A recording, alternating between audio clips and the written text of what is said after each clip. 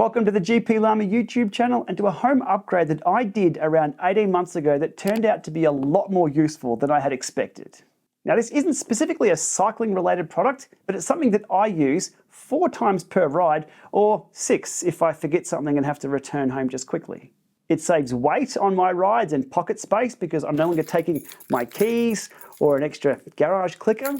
It works with Apple and Android devices, including Apple CarPlay, Apple Watch, etc. You can get smart alerts and notifications from anywhere in the world.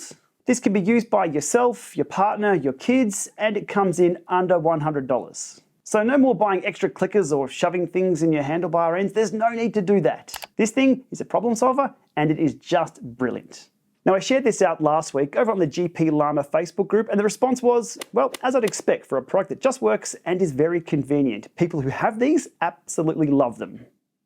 The unit that I've been using is the Meros Smart Wi-Fi Garage Opener. There are a few other products out there that do a similar thing, but this is the one that I'll be talking about and linking to in the video description below. So how this works, it's just a simple trigger for the wall switch or OSC port on your garage opener, OSC standing for Open, Stop, Close, meaning it's universally compatible with almost any remote garage opener in existence. Definitely check first that you have compatibility with those ports on your garage opener, or consult with a Sparky/electrician to check for you. In the box, you get a USB power source, the device itself with 3 cables coming out, one for power, one for the door status sensor, and one for the remote opener itself. You get quite a lengthy cable for the door sensor, so it knows whether it's open or closed, and you get a manual. Installation of this Meros remote opener on the GDS 800 remote opener that we have was pretty straightforward. I needed another power source, so a double adapter on the roof there, everything cable tied, nice and neat. And 1 cable into the wall switch port, 1 cable into ground, and good to go. The most time-consuming part was the remote sensor switch, so the device knows whether the door is open or closed. And yes, that is a Tax Neo bike being put to very good use. So I could get up there and reach that. That was all secured in place with a bit of duct tape. And once finished, here's the unit in its completed state. So wall switch in, device tucked there on top, everything else cable tied. And it was onto the configuration. Now, because I do everything backwards, this should be done prior to the installation of the hardware, and that is downloading the app from Meros, creating an account, signing in, selecting the manufacturer, and it will tell you exactly what you need to do, the model, etc. And then check the status LED, and then from there, after you've scanned it with the QR code, I'm not going to show that on here in case it allows people to add my garage door remotely, it will then add to your Apple HomeKit. And it's really straightforward. There's nothing else you really need to do from there other than give it names. And if you were correctly following the instructions, this is the part where you do the physical install. How about that? Anyhow, everything's in and working. And if you need to hook up to other services such as Google, this is where it's done. With the hardware installed and everything configured, it's now on to the usage and notifications that you get with this device, starting off with the Meros app, where you can just open and close the garage, which is all pretty basic. I think the most common use, though, will be via Siri, the Apple Home app, or the Google Home app, where you'll have control and get notifications of your garage door from anywhere in the world, as long as your internet connection is up. Now, as Siri uses voice fingerprinting, all you'll need is an unlocked device to open your garage, such as, "Hey Siri, open garage." Opening the garage door. There we go, and the notification has just come through. The garage is opening. That's with Siri. Siri, close garage door. Closing the garage door. You got it. Closing the garage door. I'm getting notifications everywhere. And the close notification right there on my phone. It really is as simple as that. Onto the Google side of things, Google required me to put a PIN number in. So if I ask Google, "Okay, Google, open garage door." Can I have your PIN? All right, opening the garage door. 4-number PIN there, which I blocked out for the video for security purposes. As you'd understand, garage is opening. I'm getting alerts on the computer here, on my phone and my watch. So let's say we're not quite sure if we have closed the garage. Siri, is the garage door open? The garage door is open. Excellent.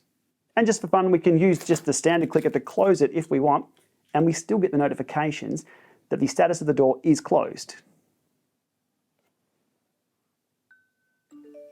ding, ding, and alerts going off everywhere, the garage door is closed. Now those alerts are universal. As I said, you'll get those no matter where you are, and they are configurable too. So if you have a garage door going up and down all the time, you can turn those off. Okay, on to everything else. There is an overtime reminder on the garage by default. If the garage is open for 15 minutes, you'll get an alert saying that your garage has been open for more than 15 minutes. That is configurable.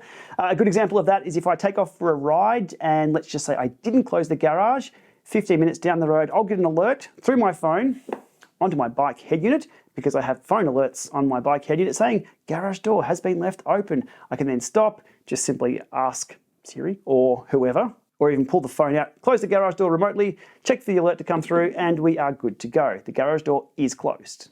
It's fantastic for peace of mind, I've got to say. There's also additional things such as a fixed time close if you want to configure things like that. Not things that I've touched though, because my garage door is most of the time down and I've got a little child running around. So I don't want to slam it shut at a certain time of day in case Max is playing underneath it. One thing to be aware of. With your garage door now on your smart home network, there's an unlimited number of configurations and options that you can use to bring a thing up, bring it down, or maybe report the status of. Another option would be to put an NFC tag maybe on your letterbox, so when you swipe an authorized phone across it, it will open or close or do whatever. Very cool stuff.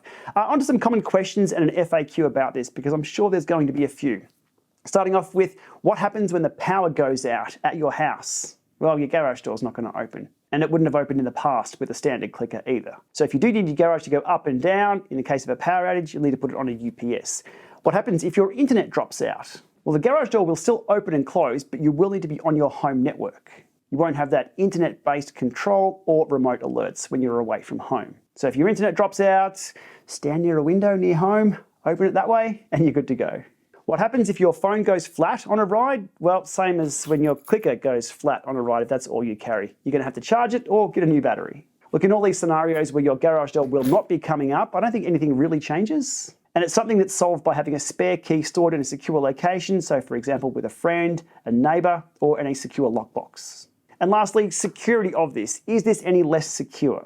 Well, to operate this, you need to have an authorised device on your Apple HomeKit or Google Home setup. So there's quite a few layers of authentication to get through to activate your garage remote. If you're using just an old school single frequency clicker, that's probably more a security risk than this. But as always, it's up to you to make sure you've got strong passwords and add only authorized people to your home network and Google Home and Apple Home. So at the end of the day, once everything is configured and installed, your phone or your car with CarPlay or your Apple Watch simply become your new garage remote. So no need to take keys, buy extra clickers and muck around with any of that. And you can duplicate this functionality by simply adding people to your Apple Home Network or your Google Home Network. The remote notifications from anywhere in the world and being able to access your garage door up and down anywhere in the world is just a bonus, but very, very handy. In fact, that combined with extra cameras, we've let people in and out of the house, even just to deliver the packages. People we trust, of course. Anyhow, I'll leave it there for today. If you already have one of these installed, regardless of which model, let me know in the comments below. Do you find it handy? Has it been a worthy upgrade? And was it easy to install? All right, with that, we'll leave it there. Thanks for watching, and we'll see you down below in the comments.